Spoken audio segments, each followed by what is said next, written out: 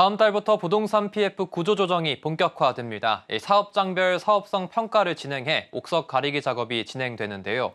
정부는 오늘 1차 부동산 PF 연착륙 대책 점검회의를 열고 관련 내용을 논의했고, 건설업 관계자들의 의견도 청취해 세부 방안에 대한 추진 일정도 점검했습니다. 자세한 진행 상황은 금융부 이현아 기자 알아보겠습니다. 안녕하십니까? 안녕하십니까? 네. 먼저 오늘 정부의 이 PF 연착륙 대책 점검 회의에서 어떤 내용들이 오갔는지 한번 정리해 주시죠. 네, 오늘 오전 금융위 금감원 그리고 기재부 국토부 등 관계 기관이 모여서 1차 부동산 PF 연착륙 대책 점검 회의를 개최했는데요. 예. 당국이 발표한 PF 구조 조정에 대한 이 세부 방안을 언제 시행하느냐 시점을 두고 이제 조율을 확인하는 자리였습니다. 일단 다음 달까지 부동산 PF 사업장별 사업성 평가 기준에 대한 업건별 모범 기준 그리고 내부 개정 등을 추진하고요. 이를 바탕으로 오는 7월 초까지 금융사가 이제 사업장별로 사업성 평가를 실시한다는 계획입니다. 또 대주단 협약은 다음 달 초까지 금융협회 등의 개정안을 공유해서 의견 수렴을 진행하고 금융권 협약을 개정한다는 계획입니다. 사실 이제 모범 기준이나 내규를 개정을 해야 법적 구속력이 발생을 합니다. 그래서 이후 이제 실제 사업성 평가는 연체 또는 만기 연장이 많은 사업장부터 순차적으로 진행이 되고요.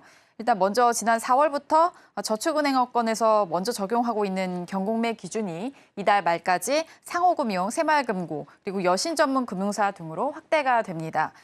캠코펀드의 우선 매수 청구권을 부여하는 방안에 대해서는요, 이달 말까지 캠코펀드 운용사와 이제 협의를 해서 다음 달 이후 투자권부터 도입을 추진하게 되고요. 공사비 상승 등에 따라서 이제 추가 공사비에 대한 추가 보증이 필요한데 이 부분은 주택금융공사가 현재 관련 상품을 설계 중이고 다음 달 말까지 이 신규 상품을 출시할 예정이다라고 밝혔습니다. 또 주택도시보증공사의 역할도 상당히 중요합니다. 우선 이제 이미 승인받은 사업장에 대해서는 심사를 통해서 PF 보증액을 늘려주기로 했고요. 그 외 사업장의 경우는 한시적 운영 중인 미분양주택 대상 PF 대출 보증으로 추가 공사비에 대한 보증을 공급한다는 계획을 발표했습니다.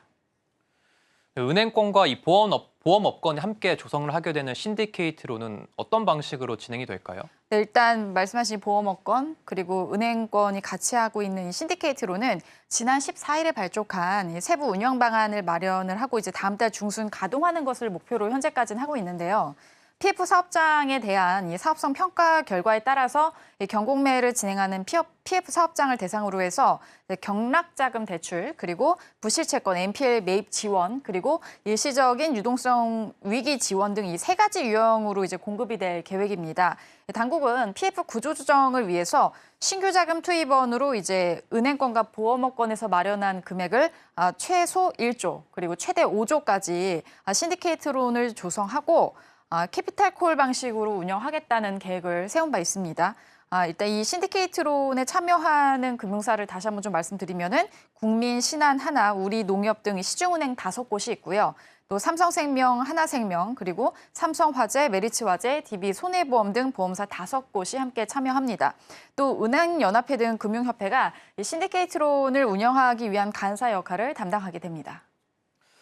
그런데 이 벌써부터 신디케이트론을 두고 좀 난관이 예상된다고 하던데요. 그렇습니다. 사실 이제 말씀드린 곳이 금융사 총 10여 곳 아닙니까? 예. 그래서 이제 PF 사업성 평가 그리고 자금 투입 방식 등을 각각 정해야 되는데 신디케이트론 분담 비율 산정을 둘러싸고 이제 이견이 나오고 있는 상황입니다. 예. 이제 매주 앞으로 보면은 이제 실무 회의가 진행될 예정인데 참여 분담금 기준에 따라서 이 부담 규모가 달라져서 은행과 보험권의 줄다리기가 예상되는 부분입니다. 만약 이제 순익 기준으로 보면 은행 부담이 배 이상 커지지만 PF 대출 잔액 기준으로 보면은 은행과 보험이 각각 이제 부담이 비슷해질 수밖에 없는 상황인데요. 좀 더 좀 구체적으로 살펴보면 지난해 단기 순이익을 좀 살펴봤을 때 5대 시중은행이 14조 원 정도 집계가 되고요. 신디케이트론 참여 보험사 5곳은 7조가량 집계가 됩니다. 그래서 이 비율대로 보면은 신디케이트론 부담률이 은행이 한 70에서 80%, 그리고 보험이 20에서 30% 정도로 정해질 가능성이 있고요.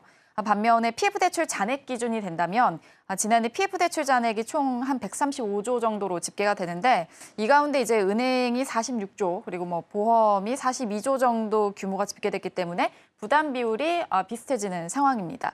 그래서 이제 현재 금융권에서는 무엇보다 이 조율이 중요하다는 쪽으로 의견이 모아지고 있습니다.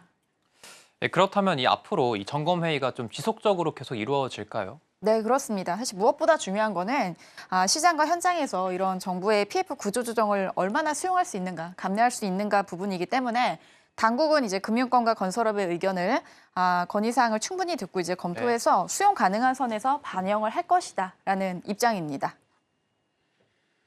네, 지금까지 PF 관련 관계기관 회의 내용과 향후 전망에 대해 알아봤습니다. 오늘 말씀 잘 들었습니다. 감사합니다.